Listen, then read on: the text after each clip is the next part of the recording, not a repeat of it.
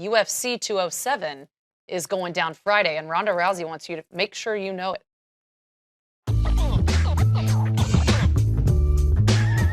UFC 207, Friday, December 30th. That's a Friday. It's Friday. It's on a Friday.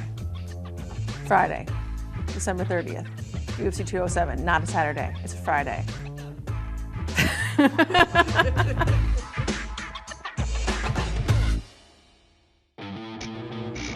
Legit or nah, Ronda Rousey's legacy is shattered if she loses to Amanda Nunes at UFC 207.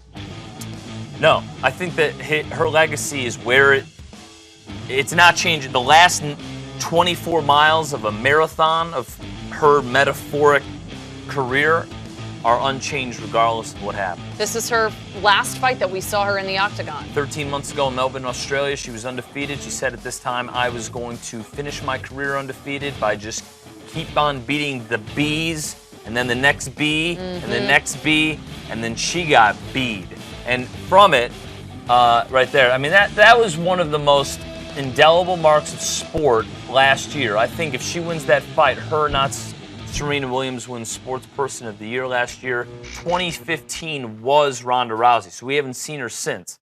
She's a better fighter than Amanda Nunes. I do think that if she loses this fight, we may not see her again in the octagon again. I think if she wins, she's going to want redemption with Holly Holm.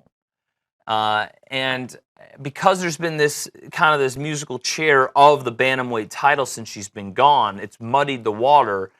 Yeah, which has helped her, because if she just helped her, but it's not helped the UFC, that's for sure. No, and that's why they've been kind of desperate for this. Not desperate. I mean, McGregor had a workload in 16, sort of how Rousey did in 15. And him winning that second belt has allowed him this distance to break. He says he's going to take off probably 7-8 months. He's going to become a father in January.